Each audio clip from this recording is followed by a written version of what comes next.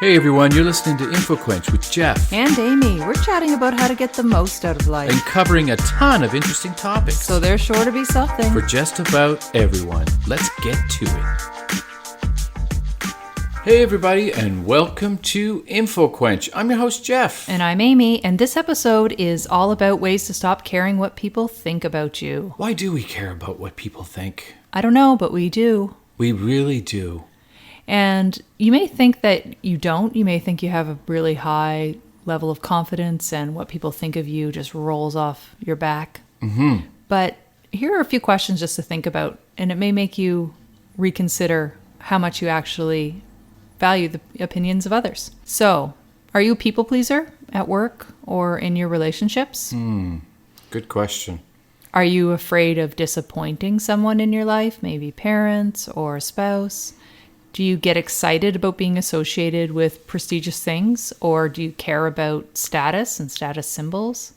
Do you maybe have opinions that you're regurgitating from somebody else? If you're introducing a partner to friends and family for the first time, or if you're just sharing an idea with somebody, does their reaction to that fundamentally change how you feel about the thing? I've been guilty of that one before, I think. That sort of my opinion can be swayed by someone else's opinion. I don't know why that necessarily is. Maybe you just want to seem agreeable so you don't have to get into an argument, perhaps. I don't know. Well, and I don't think the idea of being swayed by somebody else's opinions is necessarily a negative thing. Part of it's keeping an open mind to say, Right. You know what, maybe my opinion isn't 100% correct. But it becomes more of an issue if you hold back on what your true thoughts are because you care too much about what other people think about you. So the quote for this episode, I love this one. It's by Ricky Gale, and it's, "I used to walk into a room full of people and wonder if they liked me. Now I look around and wonder if I like them." Geez, that's pretty much what it was like going to high school. Like the very beginning, it was like you wanted to walk into a room and have everybody like you. And now you wonder if you like people. I know, you're walking into the sock hop, not knowing who to... sock hop? Yeah. Okay. Did you have sock hops at your high school? What is a sock hop? Is Well, it just like a dance where you just wear socks? It is. Okay. It was in the gymnasium, and I think maybe it was...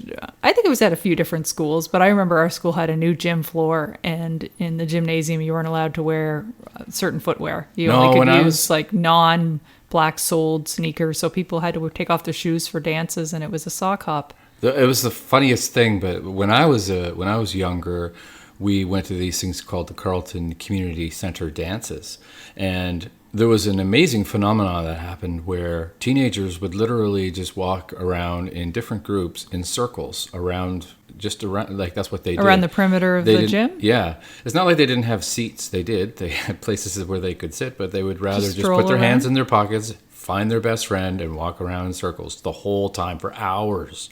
Oh, that's interesting. I know. I don't know how. I mean, I honestly think I did it for a while when I wasn't breakdancing. Yeah. Jeff's a West Side breaker. He's got some breakdancing skills. Mm-hmm. So that particular quote, even though it was by Ricky Gale, it came from a book by Nigel Cumberland called 100 Things Successful People Do. So I want to talk about Tim Urban, who's a You love blogger. Tim Urban. I do. He's a blogger from waitbutwhy.com. Well, that's where he shares his content. And he talks about a collective insanity that pervades human cultures throughout the world. And that insanity is an irrational and unproductive obsession with what other people think of us. Ah, yeah. And he specifically, I guess, gives us more character by talking about something called the social survival mammoth.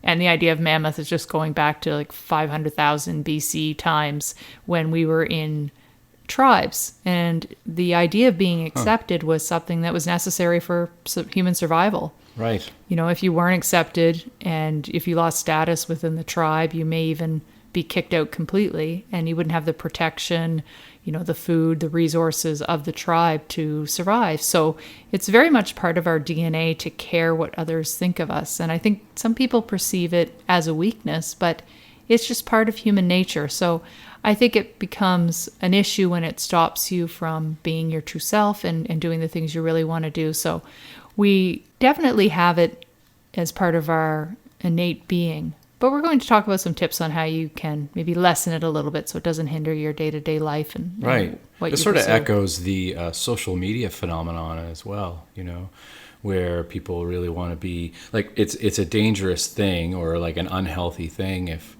someone doesn't get the likes and stuff. If they're an influencer or whatever, then they could be out of job or they could be, not so popular, which would be just so horrible. Well, yes, and I guess for the top influencers, that's a loss of money. Mm-hmm. But I mean, it really we see it throughout regular people too, not just influencers. I mean, Yeah. people who go to a restaurant by themselves or to the movies by themselves. Well, they'll rarely do that because they worry about what other people will think. Do they think, I don't have any friends? Do I not have my own tribe? Or people choose career titles or careers based on, financial compensation because they Right. want to buy status symbols rather than choosing things for the love of the work. So there are a lot of things that happen in our daily life, steps that we take that are based on what we think other people may judge us on. Or Yeah. I guess we sort of naturally want to be liked for what we do and what we say and who we are and all that. So I know that this is something I really wanted to learn more about, so I was excited to jump into some research on it. And Psychology Today had a great article where they talked about ways to stop caring as much. So I use that as a little bit of the framework of our 8 ways, but then just beefed it up with a little bit of other information I found around the web and just through my own experience of reading various authors. So the first one is to keep things in perspective. And this whole idea is that people would care a lot less about what other people think of them if they realized how little people actually do think about them. People are Right. very self-absorbed. People think that people are thinking about them all the time, Right. But but really, it's not really the case at all. like sometimes we may meet somebody new and we're worried about how we came across to that person, but you should keep in mind that they're probably doing the exact same thing. Yeah. And exactly. so if you sort of walk away with that in your mind, then I'm sure there's a healthy amount of gossip and whatnot that happens amongst people. right. That's a sort of a dangerous thing. I think it was Socrates that said that it was like one of the most evil things is gossip. One of the things that people waste their time doing, I should say. Right. But everybody does it, so Well, gossip's an interesting topic. We should definitely do a future episode just Yeah. around gossip, I think, because it's Or it's maybe very we common. should just like gossip about doing it and then never do it. Just joking. We could do that too. We did an episode on the 4 agreements, and a great book, and episode 85 if you want to check out that episode. Check it out. But one of the 4 agreements is don't take it personally.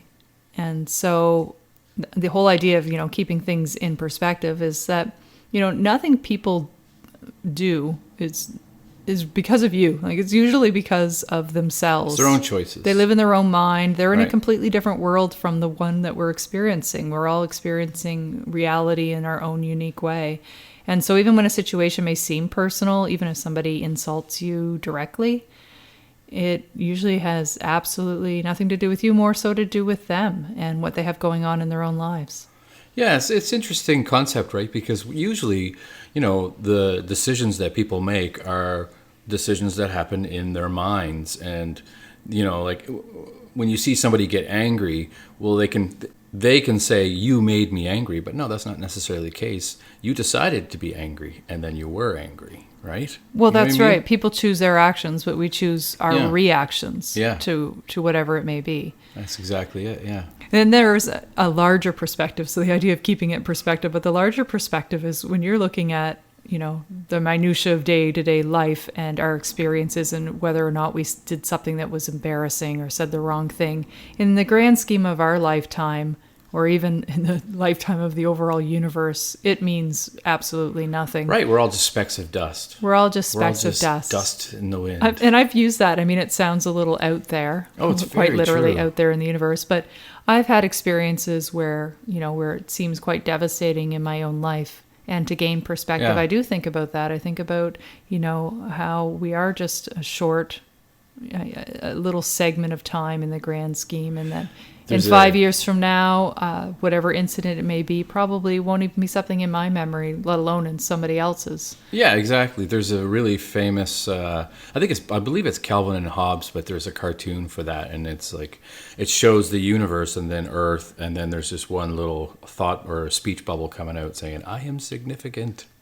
It's like we live in a grand universe, and our lives are pretty insignificant in comparison to what's actually going on.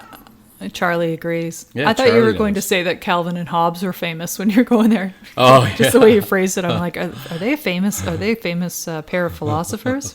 Maybe so. They are. If you read Calvin and Hobbes, it's very philosophical in nature. The second way to care less of what people think about you is just to question your own thinking, because we tend to, as humans, lean toward patterns of negative thinking. So a lot of times Yeah. we'll walk away from a situation and we'll just assume the worst. We'll filter out anything Why good is that happened. Well, maybe it's our own way of protecting ourselves. If we focus on the negative, then we can guard against those things. So again, part of it is about survival, but it does cause us to focus on the negative piece and sometimes jump to negative conclusions that may not be true. Walk away thinking someone didn't like us or that. Yeah, I think for the most part, people have their guard up in one way or another so that they don't get like walked over. You know what I mean? Because you just want to be prepared for anything that's going to come your way. So you put up some walls, when you meet new people or whatever. Well, it's a good point. You're right. It is a bit of a protection mechanism. So it's important to pay attention to your own thoughts. Look at them objectively. If a friend were telling you this story, how would you view it? And rather than dwelling on the negative self-talk around it. And for the definition for this particular episode, I just want to talk about, it's not a singular word, but it's the idea of the spotlight effect. So this is a phenomenon where people have a tendency to believe they're being noticed more than they really are, that they have a spotlight on them. So because we're always the center of our own world, just by nature, we think that everybody else is talking about us in our life. But the truth is that people don't really care that much about what we're doing because they're, very focused on themselves. Right. And, one example of this is just to try to remember what maybe a coworker or a friend you saw a couple of days ago, what they were wearing, and see if, whether you can actually remember that, and then think about how much time you may spend trying to plan an outfit in the morning and how little people may pay attention to something. It's interesting, isn't it, what we choose to remember and what we choose to just like throw away, because our brains can only store so much information. But some people really remember what people were wearing. Like they're really good at remembering those kinds of things. Yeah. But I'm not. No, I can't remember what day it is. Well, and there are people who obviously take a real interest in clothing and fashion, and that's a different story. But even maybe just try to think about the details of a conversation you had with somebody. Yeah. And that, that person may have walked away from a conversation thinking, what I said was that wasn't a smart thing to say, or I came across as being arrogant or, ill-informed. But in reality, the other person probably doesn't remember maybe even that the conversation happened, let alone the details of what was said. Exactly. All water under the bridge. So again, just, question your thinking around that. James Clear is the author of Atomic Habits. We did an episode back, episode 46 on that amazing book. But in that book, he says, the way someone else perceives what you do is a result of their own experiences, which you can't control, their own preferences, which you can't predict, and their own expectations, which you don't set. So if your choices don't match their expectations, that is their concern, not yours. Absolutely. I agree with that 100%. That makes sense. So number 3 is to let go of perfection. Oftentimes we have this feeling that we need to get things just right. People will like us more if we do things perfectly. Mm-hmm. Maybe we'll gain more respect, maybe even be admired. So again, remembering that what people think about you has more to do with them than with you. And it's not necessarily, about perfection and how that will influence how people view you. It's more about how you made them feel. Right. Yeah, that makes sense. A lot of times, when you have a conversation with somebody and you walk away, people will remember more about how you made them feel more than what they'll remember about you. And how many times you said their name. because Yes. people love to hear their own names. That's a good old Dale Carnegie reference. The sweetest That's right. sound to anybody is the Yet sound of another their own name. podcast we did.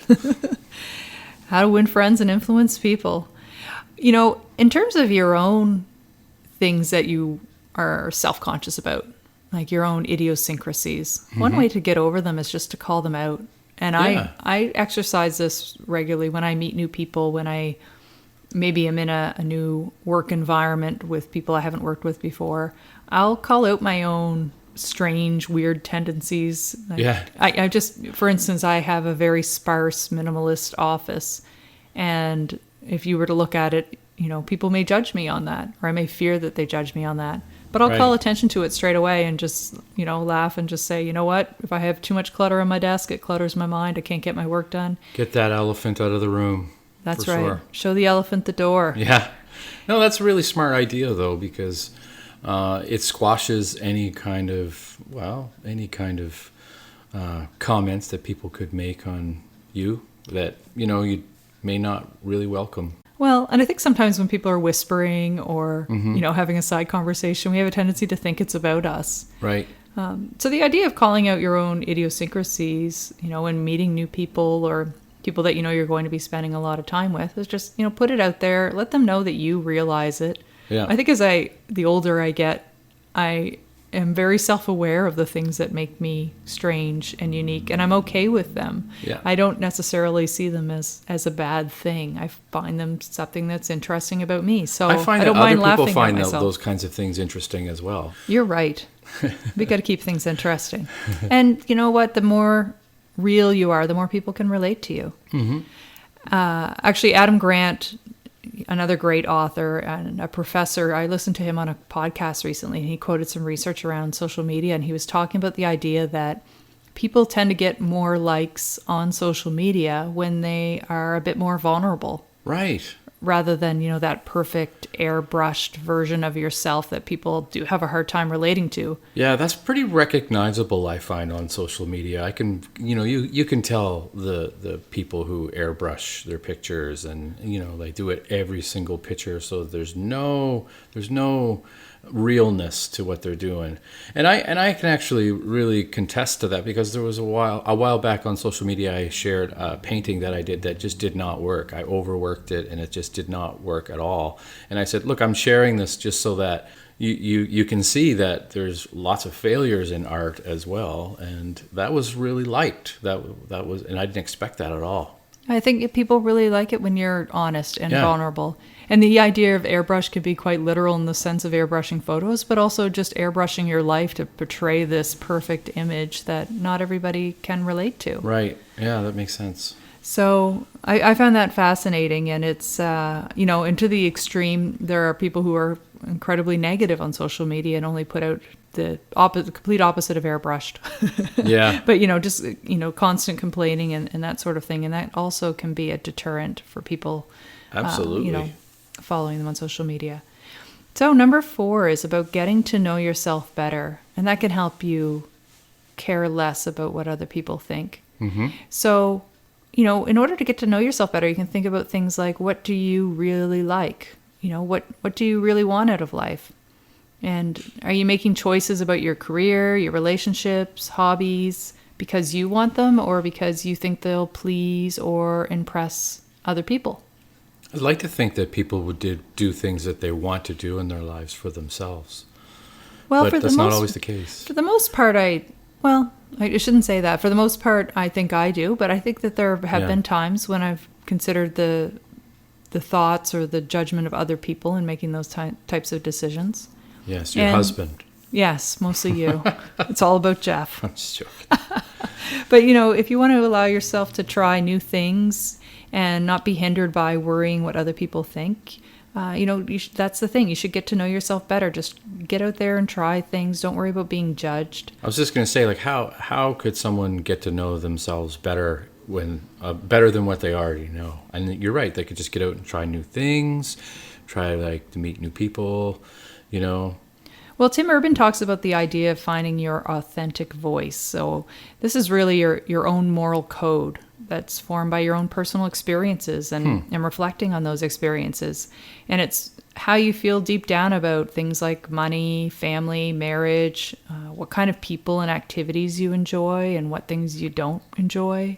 And a lot of times people fear being judged and they look to the outside world to make decisions. But going back to this authentic voice, really reflecting on what you enjoy is part of, being true to yourself and being true to your own internal values. Yeah. It's funny because there are those people who will try anything and just try it to do something new. And then there are other people who are really trepidatious about trying something new. And, if your identity is built on the approval of others, then when you're criticized or rejected, it really hurts. But if you are very in tune with your authentic voice, with your sense of self, then that helps guard against that. That's true. It'll and just roll off your back. Care less what people think. That's right.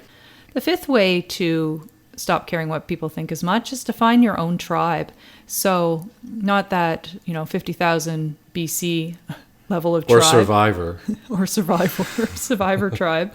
But no, just people that you can identify with, people who really appreciate you for who you are, not a group of people who are looking to have you conform to them and their wishes and needs, but somebody who just they're accepting and so you can feel comfortable sharing your time with. It's interesting too because you can find the people who have like interests anywhere. Like I've been lucky to find some friends that I've never met in person, but I just, we share the same artistic vision online. Well, and social media is a great way it opens up the world for you to find people who may be interested, particularly if you're interested in a very specific niche topic. Yeah. There's somebody out there who also is interested.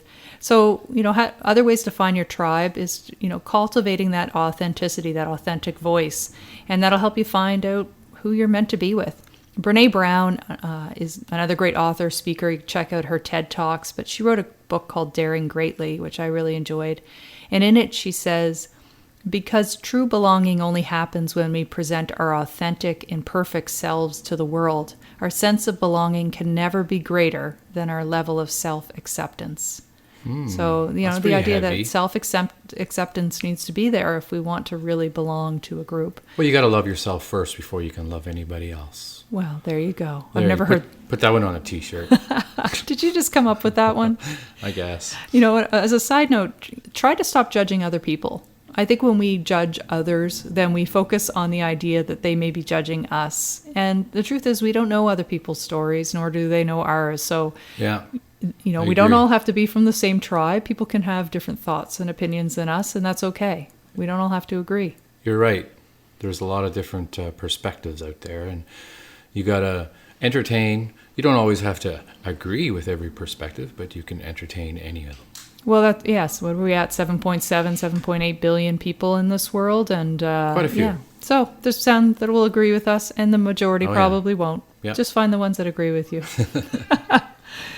So number 6 is allowing yourself to be vulnerable. So kind of going back to that idea of vulnerability and deciding what matters most to you, trusting yourself, going for it. And, you don't always grow by playing it safe. We have to take chances. We have to, fail. This makes me think back to Jeff has a YouTube channel called Glowing Cabbage. He hasn't posted on it in a while, but years ago we did a video together, and I was so self-conscious to just speak, and have it be recorded. I think you were just it was something around the vinyl community. Well, there was one where we announced that you were pregnant with Huxley. Oh, that might have been it. That might have been it. And I had to pretty much, drag you kicking and screaming to get on there. Well, and But so you did it. It was something that was really nerve-wracking for me. And then years later, we decided to start a podcast. Yeah. And the first time I tried it, I was nervous. But now I love it. It's something I just enjoy. You love it. I love it too. It's just a great hobby. We've been doing it for years. And years now, over 2 years. It's good quality time together, honey. It is. Time well wasted. Yes. 99% of the time when we think we're being disapproved of or being talked badly about it doesn't really have consequences. It's There got- aren't real It's got consequences no to that. validity either. Even if somebody did walk away and say the worst things about us, it doesn't really have consequences to us personally. And a No. lot of times we're not aware. We're not even in the same room when it happens. So And usually when people say negative things about other people, it's just to validate what they think, which is not always true. So the seventh way to stop caring what people think about you is to just be your own friend. Trust in yourself. So understand that you're not going to be able to make everybody like you no matter what you do. And this is, and I love quotes, and this is a bonus quote for this episode by Dita Von Teese that says, "You can be the ripest, juiciest peach in the world, but there will always be someone who hates peaches." that's true. And I did a meme on that because I loved it so much. And then somebody pointed out to me that in the meme I used a picture of nectarines. They're like, those are nectarines. They don't have fuzz on them. And the quote says peaches and not nectarines. And I still remember that. But did it have any real consequences in my life being judged? No, it did not. And it doesn't have any consequences that people called you out on the wrong fruit being like, it doesn't make any difference. The statement and the quote is the same. More people enjoyed and it gave me content for this episode, so there you go. There you go. Viktor Frankl wrote a great book called Man's Search for Meaning, and I felt it was a real life changer. We actually did 3 episodes. Three-parter. 3-parters from episode 75 to 77 if you want to check it out. But he talked about the fact that we do all have purpose, and that nobody is exactly the same as us, or nobody's had the exact same experiences, and that we're unique unto ourselves. We are, but our mere existence on this planet impacts others. It impacts people in ways that we may never understand, but we do have that interaction that alters, the overall course of things for people. And for that reason alone, our lives have meaning. And yet we're so insignificant in the grander scheme of things. Well, yes, and then there's that. I always have to go back to the insignificance of it all. So if you are sort of listening through all of these and still finding you have grave concerns about what people think of you, well, number 8 in ways to stop caring what people think about you is actually to perhaps consider seeking professional assistance, because I think that there are extreme levels that can cripple our ability to go through our daily lives. And, it could be a result of social anxiety. It could be underlying trauma we've gone through, mental illness. So there are especially times, after this pandemic. Oh, yeah. I think a ton of people are... Things are clearing up. You've seen the fog dissipate a bit with the pandemic, but it's still there, and it's really had a lasting impression on a lot of people. It definitely has. So if you find that you're at a level where... Yeah, it's stopping you from doing the things that you want to do, the things you love, or spending time with people, then you may want to reach out for help, seek counseling, professional help. And I do want to end this episode with a takeaway, as I always do, and it's just focusing on truly being yourself. So, make the step maybe this week to stop suppressing a side of you maybe that you've kept hidden from people. Stand out more, be okay to, be different. And maybe even embrace the idea that you could be viewed as weird or inappropriate or confusing to some people. Not inappropriate in an illegal way. No, no murder. No murder. Or no, nothing too extreme. But it's okay to be different. That's what makes people interesting. Have people talk about you for a great reason, because you're the one they remember because you did do that, that thing that was different from the norm. And let society be your playground. And if you like some of the content I talked around the social survival mammoth, any of the things around Tim Urban and his Wait But Why blog, just Google Taming the Mammoth, and you can do a real deep dive on this idea of why people care so much about what others think of them, and other ways that you can do to help alleviate that. And all things said, though, just be yourself and people will love you. Well said. Yeah. Thanks for listening, everybody. Bye-bye. Bye-bye. Thanks for listening. Be sure to check out past episodes and subscribe to keep up with what's new. You can find us anywhere you get your podcast, and why not leave a review? You can also follow InfoQuench on Twitter, Facebook, and Instagram. Till next time.